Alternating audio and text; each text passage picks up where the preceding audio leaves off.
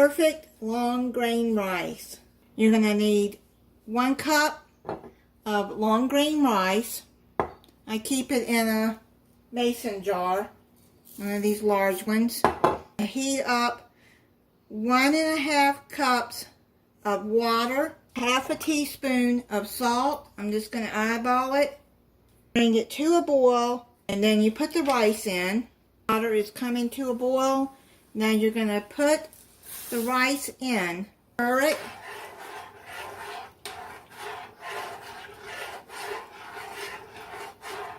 Reduce heat to low. Cover it. Now this has steam things, but what I'm going to do, if you have these, turn it to where it's closed, because you want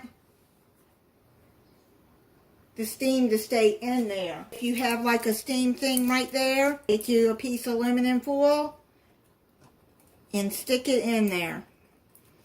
You want all that steam to stay in there. See, like that?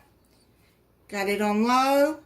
Do not take the top off while it's cooking. You want to let it cook 15 to 18 minutes until all the liquid is absorbed. And you're going to let it sit covered off the heat for 10 minutes. Rice is done. I've let it set aside off the heat for 10 minutes.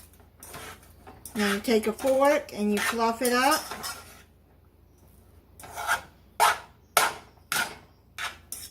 Take a tablespoon of butter.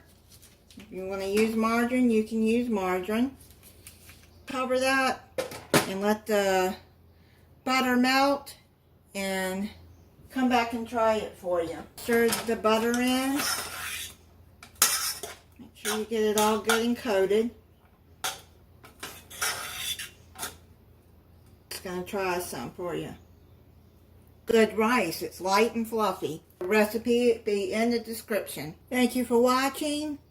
If you're not subscribed, I hope you'll subscribe and click the notification bell so you'll be notified when I upload a new video. Bye.